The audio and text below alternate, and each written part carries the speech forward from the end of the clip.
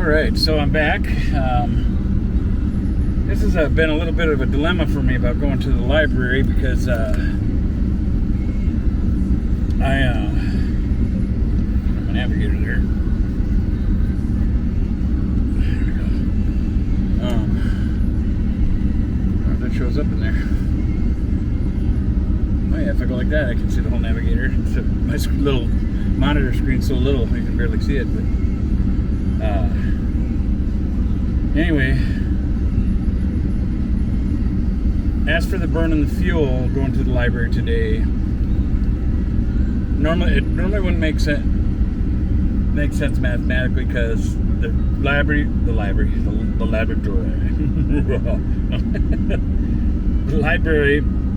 it's almost 10 to 2.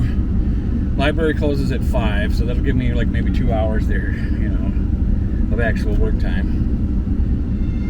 And I like going there when I can spend the whole day there and get a lot more done. But I don't have much for videos to edit because that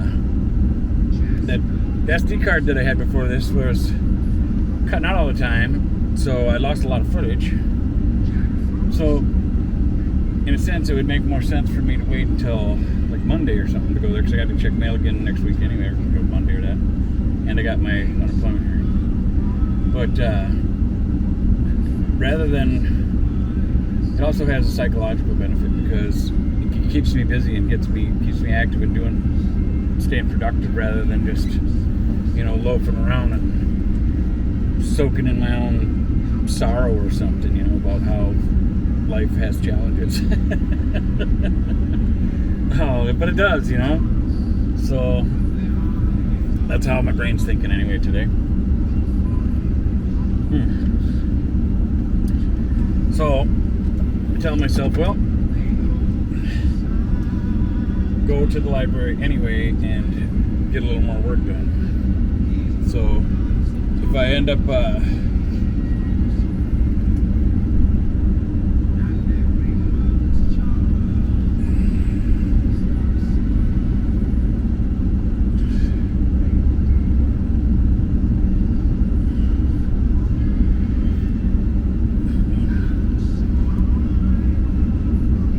gas is $2.29 here. So, if you feel up to it, let me know the price of gas in your state and what state you're in. I'd say that's pretty good for here. It's going down.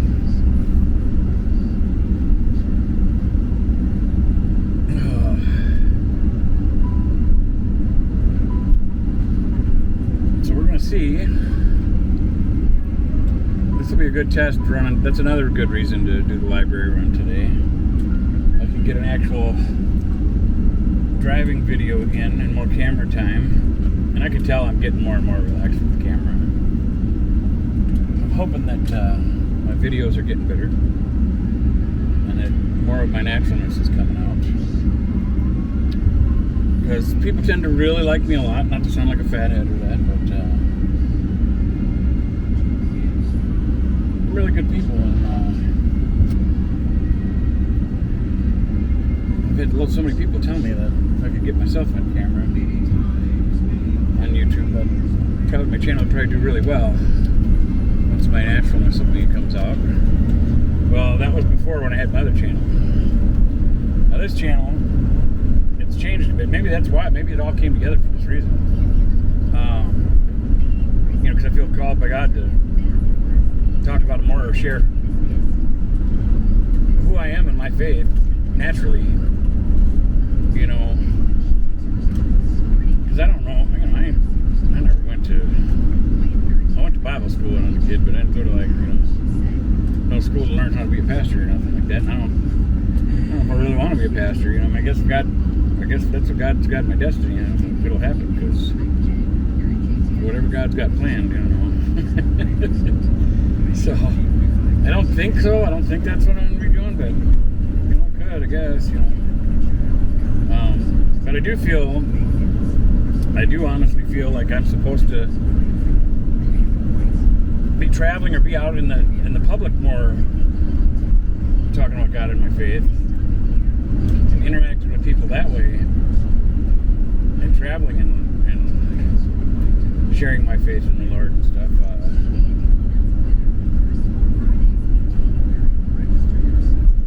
I don't know. I almost feel like that's more effective, of spreading the word. Not that churches are bad. I ain't sitting knocking churches, but in a church, you're kind of relying on people to come to you and get in there, And I feel like I'm supposed to go around and be guided to these people, be guided to these people that I'm supposed to meet, that we're going to discuss, the Lord or whatever, or just share each other's experience or whatever somehow, and it's supposed to happen naturally. And from that, I think it'll develop or grow or whatever. I don't know if that's making sense or not. I'm just kind of babbling here, but hopefully it's good babble. And it has nothing to do with the Tower of Babel. Oh boy, better watch what I'm saying here. I'll get myself in trouble. So, this is my hot cocoa.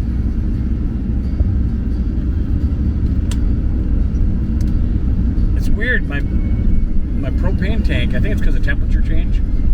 So when it was colder, it looked like my propane tank was down to about half a tank on my little light up gauge. But I'm sure that the analog gauge on the tank is probably more accurate, but I haven't looked at that. But it was at about half full, and then as the temperatures got warmer here, then I'm at about 3/4 full. So I'm guessing that the temperature has something to do with that. It must help expand the propane. Well, that makes sense, because then when it gets really cold, it seems like my flame is more orange instead of blue, and it doesn't come out as strong or whatever when it's really cold out. But I better stay away from that, or we'll get into another science lesson. Like my other video, when somehow I ended up talking about how propane has 3 carbon atoms and 8 hydrogen atoms, and then I started explaining how when you burn it, the hydrogen atoms bond to the oxygen to make more water and moisture in the air and all that kind of stuff. And here we go again, so stay away from it, dude. Oh, my.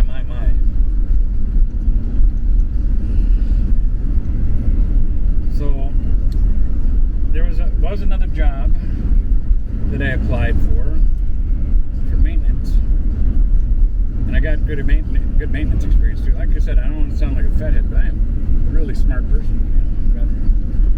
I know there's people out there that are smarter than me, without a doubt. I've got a pretty good head on my shoulders, for all kinds of different stuff. Anyway, I think maybe that's why I haven't gotten called by a lot of these jobs. Maybe I'm overqualified to where it might be intimidating for those positions or something. But I still need to make money, but my feeling from God is that I'm not supposed to be working a normal job.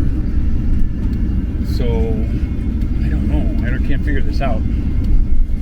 And of course I will do whatever the Lord guides me to do. Although because I'm kind of trapped between the Lord and society, and the Lord's number one no matter what. But it's kind of hard as a human being because of the way society is structured.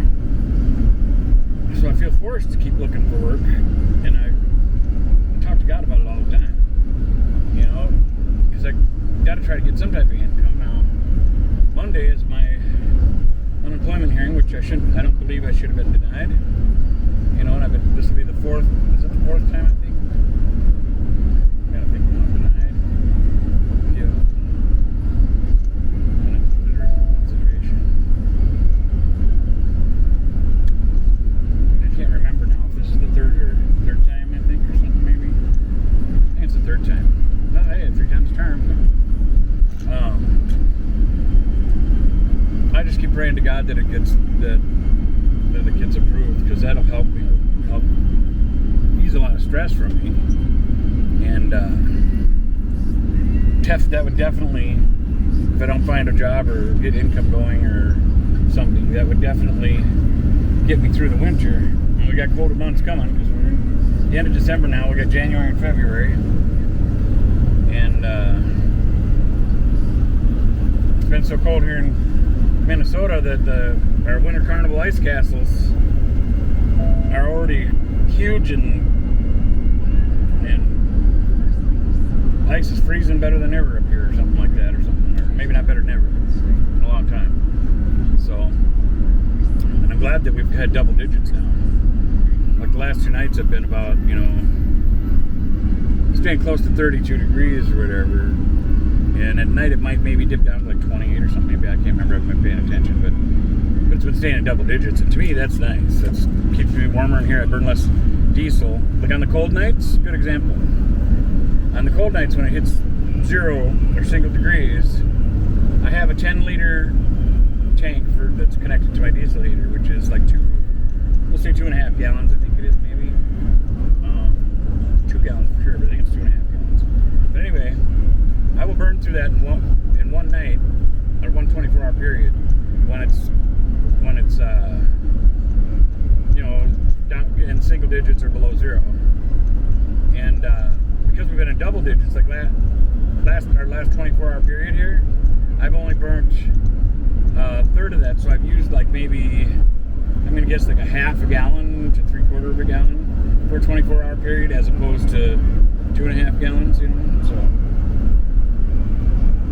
So that's huge. It helps me feel a little bit easier, because when it gets cold and that thing's going tick tick tick tick burning through that diesel, I start stressing out because I got to keep asking for help to stay warm and stuff. And that ain't easy for me. That is not easy at all. It gets me very emotional.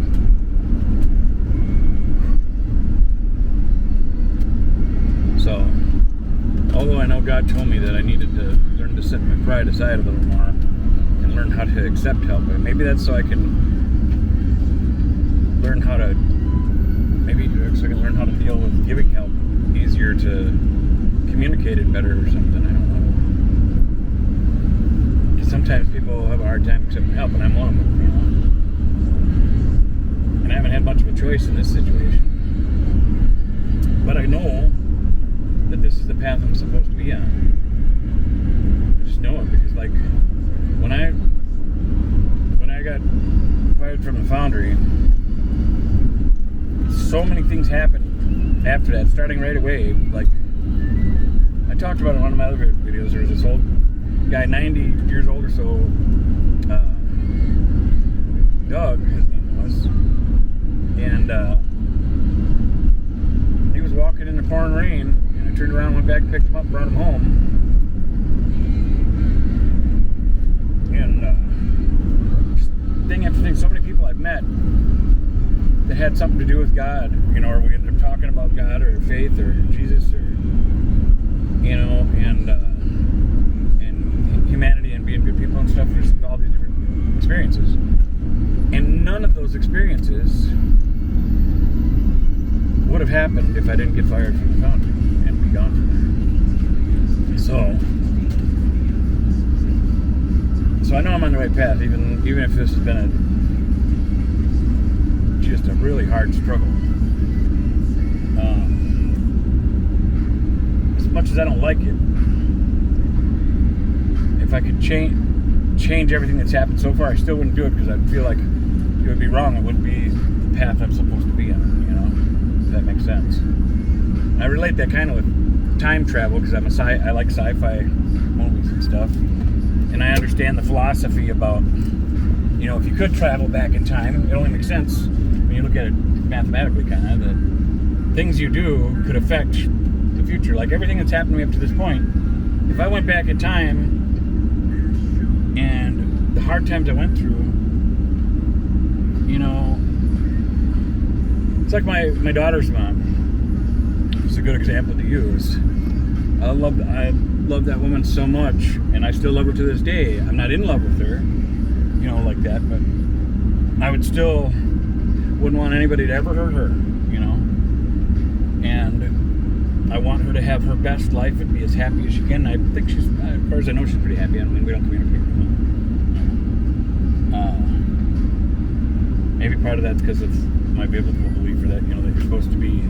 My mom raised me to believe in monogamy, and that who you fall in love with or you're with, you stay with, and that's your person. I got that from my mom and from the Bible, and whereas my mom was a little different too. If the relationship wasn't wrong, my mom would say, don't go through life being unhappy, shut this off so I'm not burning fuel. So when my ex, me and her splitting up, when that happened, I'll have to talk about that in one of my videos maybe. My whole world got messed up. And I wasn't no angel. I was young and learning and didn't know how to deal with certain things, and she wasn't no angel either, but I ain't gonna get into all that. It's just how stuff happened. But when we weren't together anymore, I'd had it in my head that we got a beautiful daughter together. My daughter's amazing, and I prayed for my daughter before I ever even met my ex. So my daughter is 1,000,000% sent from God. I promise you. I remember walking on 3rd Street in St. Paul, talking to God about praying that before I ever passed on, or that if I could please have a daughter, a baby girl. And I did. She's not. I wish I could have been in her life a lot more, but there's a whole lot of complexities there and stuff. It was a battle for quite a while, in and out of court, but the system's just set the way it is. But anyway, my ex, once we're done, I had to really relearn how to live, because I had tunnel vision. I thought, I seen us growing old together, raising a family together, all this stuff. But we were both young and learning, And when that didn't work out, it really messed me up. It took me, I'd say at least 3 years to try to regain trying a new path or something, Anyway, if I went back in time, even though time travel was, I don't know how I got in time travel, but I wouldn't change that, because if I could change that to where we stayed together, then everything I've lived through, all these 36 years or whatever, would be totally different. And in the process of all that, when I can look back at those from when we split up and how everything changed, it's almost like it was all meant to be. Like my father, who was my biological father, who's no longer with us, when me and my ex split up, my mom said I should take time to get to know my father, And I didn't want to, because I kind of had my own madness at him for not being in my life.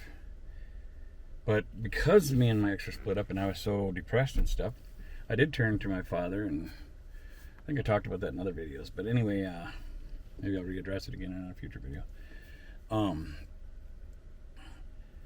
So I did. Because of that, I got to know my biological father very well and got to spend a lot of time with him and get to know him and understand him. And I got to find my own closure of him not being in my life while I was growing up, because I got to realize that he was a human being too, and he was an alcoholic and stuff. But he was lost. He didn't know. It doesn't justify it, but it made me understand it, that he was lost. He was an alcoholic, and he was trying to figure out life too, and he didn't know how to. And the way he was raised was a whole different generation and stuff, Like I said, that doesn't justify it, but I understand it, And even though my dad, I love him with all my heart, I learned so much from him. I got a lot of mechanical skills from him, all kinds of good things. But he had some dark sides of him too, especially when he was drinking, But I'm okay with when he passed away. I didn't have nothing left unsaid or done that I was like, gosh, I wish I would have talked to him about this or that. Nothing like that. I found total peace and closure in that relationship I got with my dad. And I ended up calling Max one time and thanking her for leaving me. And I could tell, because I realized what was going on and how this wouldn't have happened if we didn't split up. So I called her to thank her for leaving me, even though we both played a part. I'm telling you, it was a 50-50 deal. We both made our mistakes. So there's no blame there for anybody. It just was part of the process and growing and learning.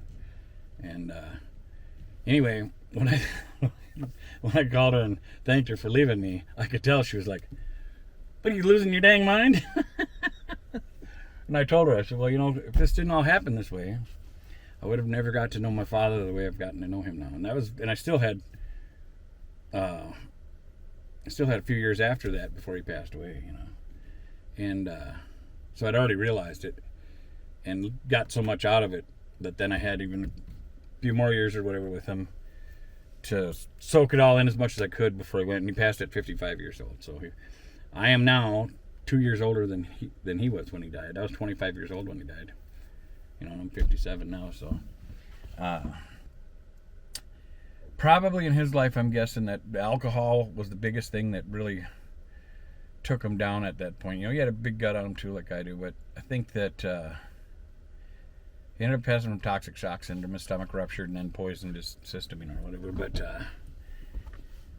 you know, if he would have went into the hospital like maybe 3-4 days sooner, they probably could have saved him. But he kept not wanting to go to the hospital and stuff like that, and a little stubborn, you know. So it happened the way it did.